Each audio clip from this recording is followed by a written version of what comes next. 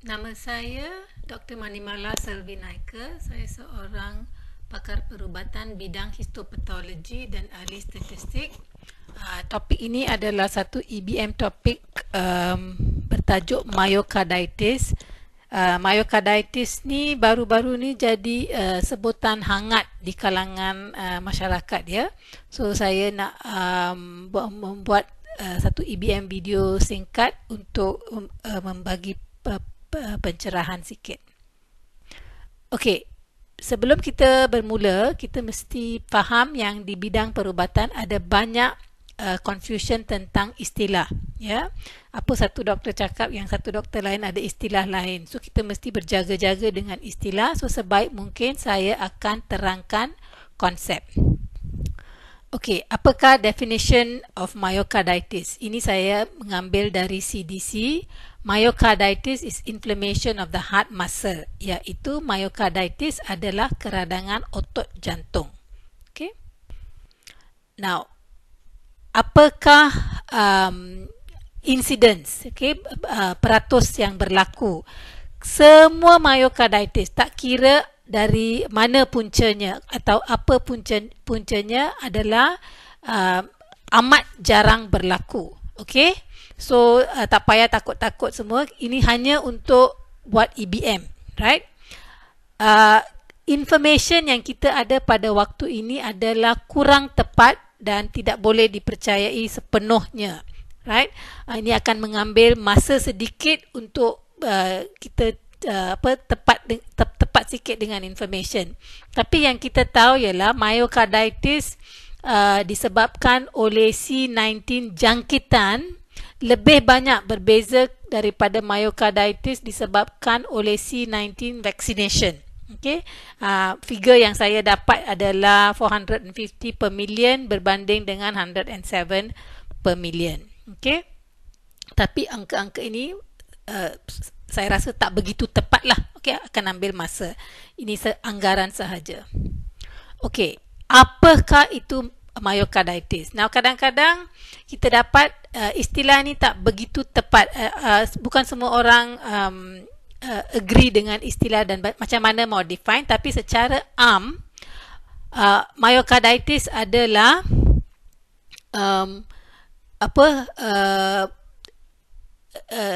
dua kriteria, iaitu kita boleh melihat anak panah biru di mana dia menunjukkan yang sel darah kita, our white blood cell, dia attack kita punya jantung. Kalau kita tengok anak panah hijau ni jantung normal, dan anak panah biru ni dia jantung yang ada radang, dia ada sel putih kita masuk ke dalam.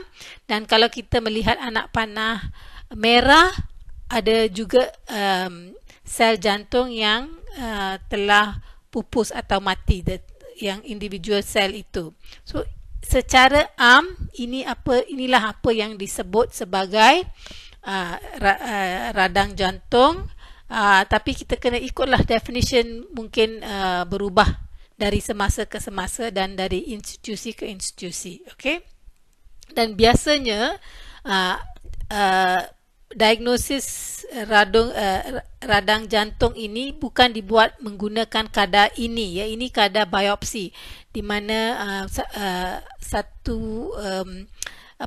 sedikit daripada otot daripada jantung dikeluarkan dan dilihat di bawah mikroskop. Okay, so biasanya tak gunakan kadar inilah. Okay, dianggap terlampau invasif. So dia gunakan macam ECG, MRI dan blood test saja. Okay, tapi inilah definition dia.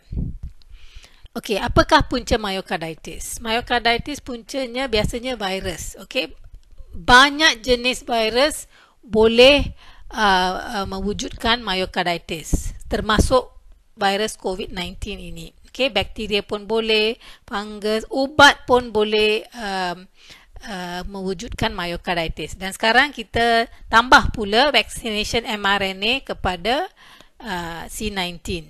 Okay, right.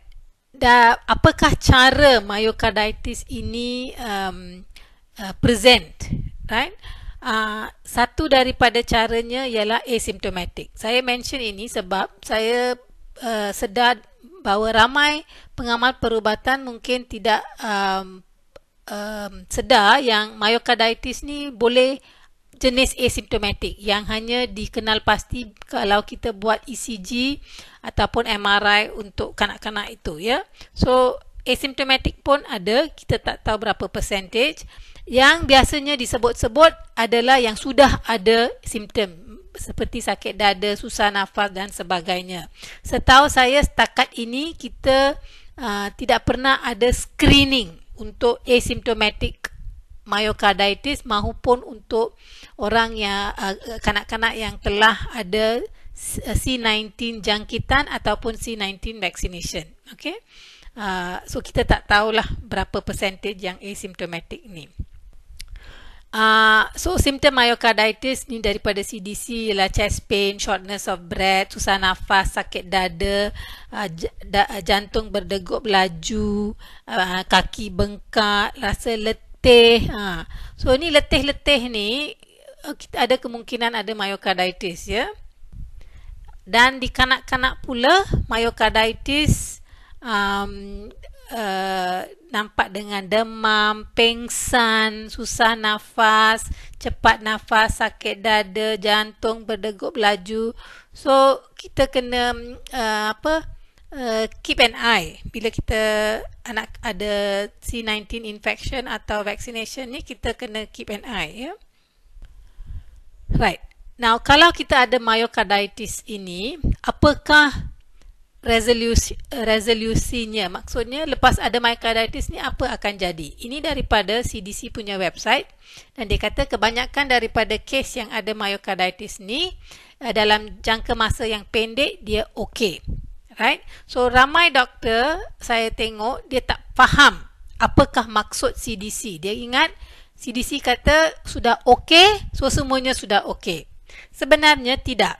So di sini jangka masa panjang, apakah akan berlaku di jangka masa panjang kepada kanak-kanak yang kena radang atau siapa-siapa yang kena radang jantung ini pada waktu sekarang tidak diketahui. Okay? So isu ini baru sedang dikaji. So CDC pun keluarkan satu lagi notis, dia nak mengkaji apakah akan berlaku kepada orang yang dia dapat myocarditis disebabkan oleh vaccination. Lepas tu dia okey, lepas jangka masa panjang apa akan berlaku pada dia. Okey, so jangka masa panjang masih tidak diketahui. So ramai orang dia keliru. Kenapa doktor kata lepas myocarditis sudah okey tapi CDC kata kita belum tahu lagi apa jangka masa panjang. Okey. Saya baru saja sedar lepas COVID ini yang ramai pengamal perubatan ataupun pakar perubatan tidak sedar yang drug development ni dia ada proses. Okey?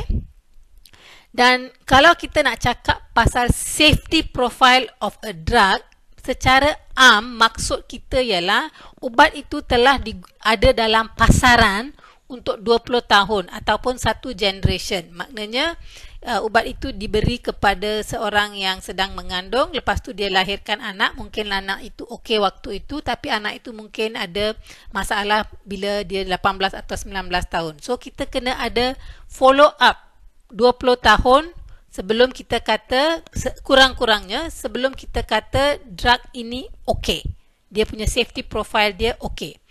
Okey, so kenapakah drug approval yang dibagi oleh FDA tidak mencukupi? Okey, so FDA ini yang approval dia buat baseline screening saja untuk safety. Apakah maksud ini? Ini sebab dia punya safety screening berdasarkan sampel size yang kecil dan jangka masa yang pendek dan berdasarkan data yang dibagi kepadanya oleh pemaju ubat sendiri. Okey, kajian tidak dibuat oleh FDA tapi dia dibuat oleh pemaju sendiri.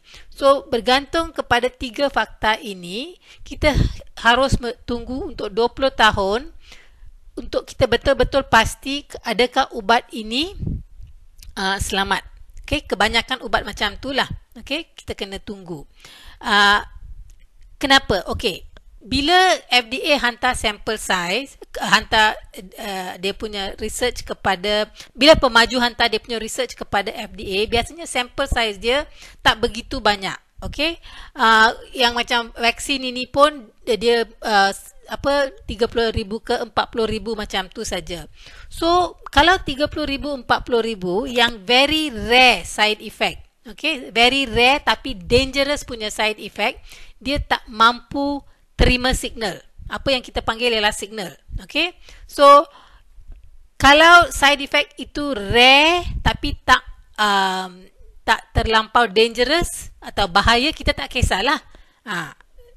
Dia tak dangerous kan. Tapi kalau side effect itu rare dan juga dangerous, dia berbahaya, kita nak tahu juga. Walaupun dia 1 in 1 million ke 1 in 2 million, kita nak tahu juga. Okay, untuk buat keputusan.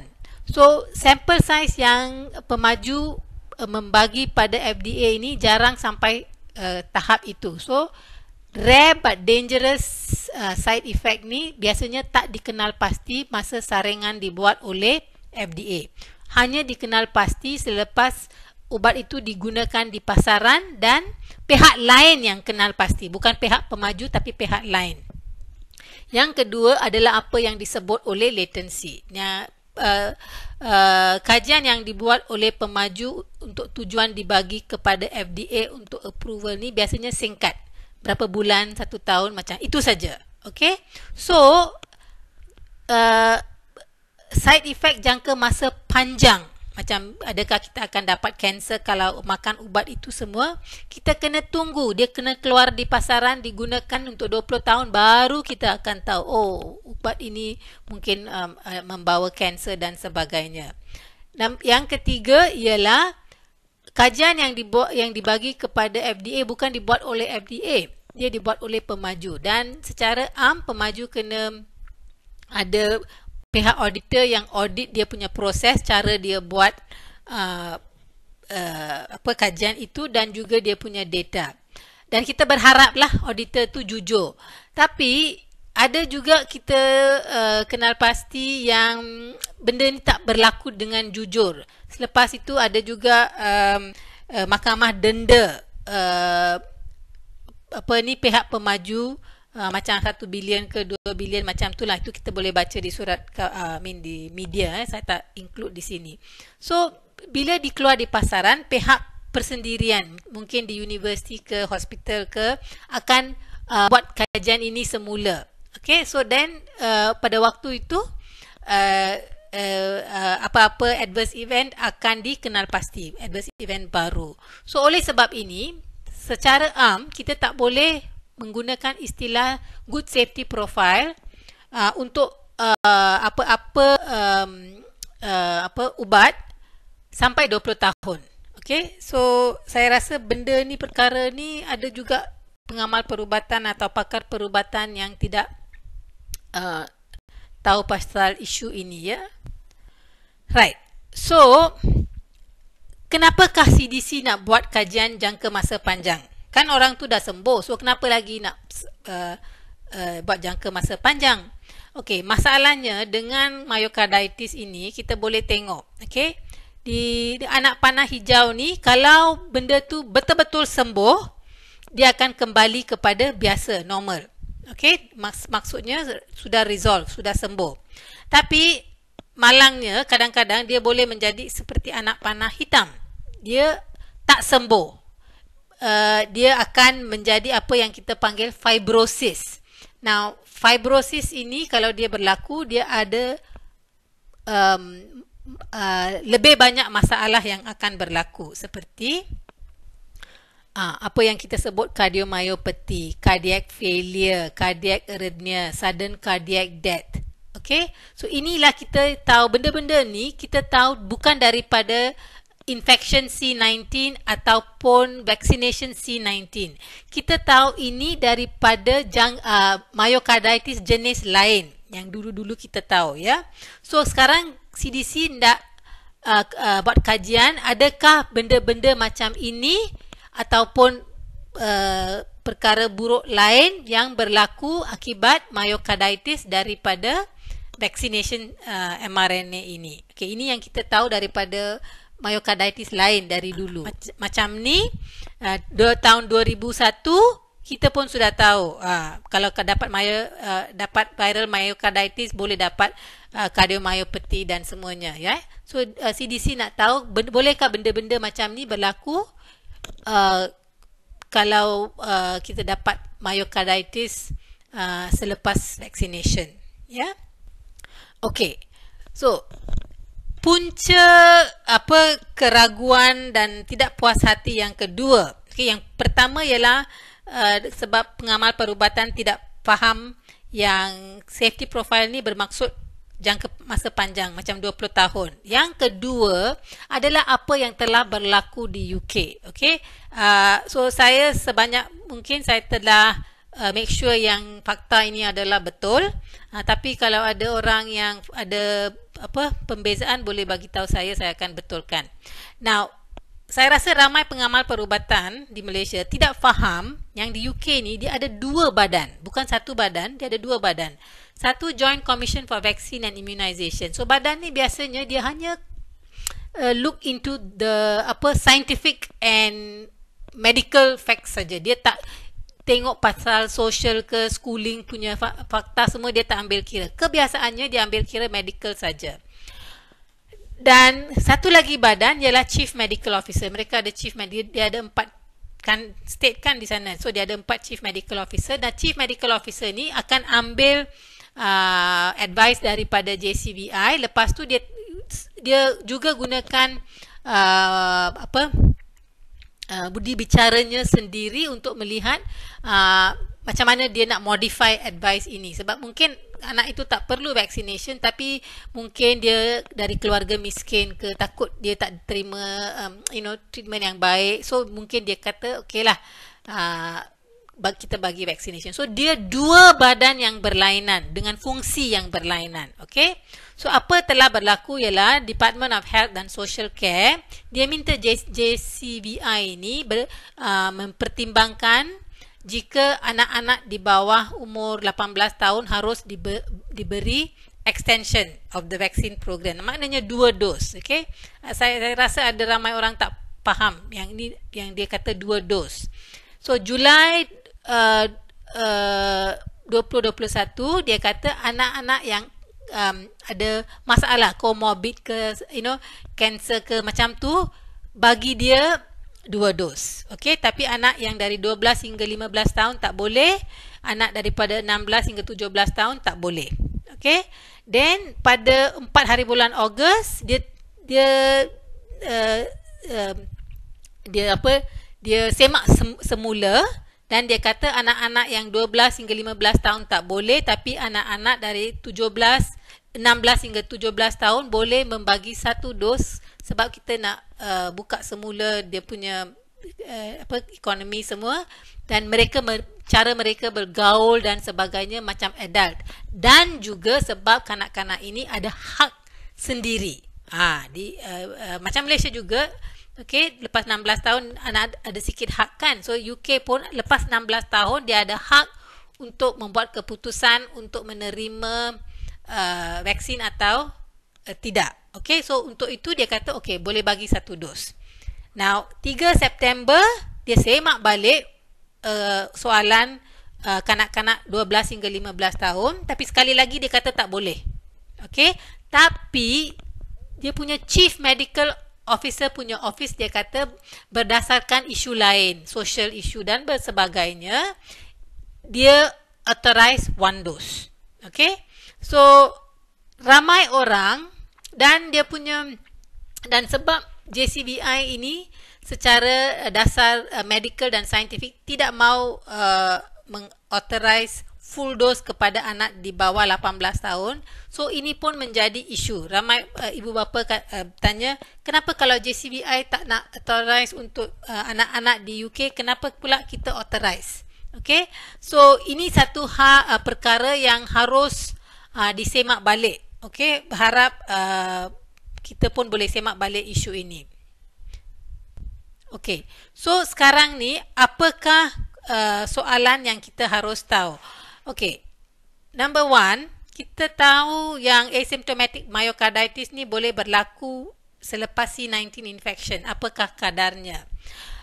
Adakah asymptomatic myocarditis berlaku selepas C19 punya vaccination? Apakah kadarnya? Okay? So, kita kena tahu dua-dua total kadar ini untuk membuat keputusan. So, dulu, Januari 2021, bila masa tu kita tahu yang C19 jangkitan ni boleh ada myocarditis. Tapi pada waktu itu kita tak tahu yang C19 vaksin boleh ada myocarditis ataupun kita tak tahu dengan jelas. Dan waktu itu kita dibagi tahu C19 vaksin ini akan menghalang kita daripada dapat C19 infection.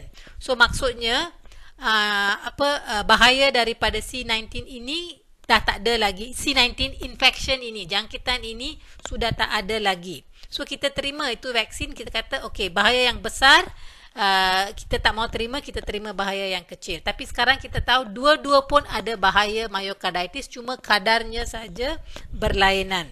Dan masalahnya kita tahu yang si myocarditis ni, kalaulah misalnya orang yang sangat-sangat malang, dia boleh ada myocarditis waktu dia dapat vaccination, lepas tu bila dia dapat C19 infection pun dia boleh ada myocarditis. So apakah risiko orang seperti ini? Dan sebaliknya, orang yang dapat myocarditis waktu dia mendapat jangkitan C19, lepas tu bila dia ambil vaccination C19, sekali lagi dia dapat myocarditis. So apakah risiko ini? So risiko ini pihak yang ada data yang harus membuat semakan balik ini. Okay? Sebab benda-benda ni kalau kita sudah ada risiko, so risiko ni semua sangat kecil. Okay? Tapi bila kita dah dapat, kita boleh nampak risiko ini dengan jelas, so kita pun rasa puas hati. Kita punya soalan semua sudah dijawab. Okay? So sebaik mungkin risiko-risiko sebegini kita mesti dibagi tahu dan diupdate. Okay? So dengan tu saya rasa saya sudah bagi satu sinopsis of myocarditis dan juga apakah soalan yang rakyat hendak jawapan untuk, ya. Okey. Saya telah berusaha untuk make sure that my fakta ni adalah betul, tapi kalau ada apa-apa kesilapan tolong bagi tahu saya, nanti saya akan membuat pembetulan di Facebook dan di YouTube saya. Okey. So terima kasih.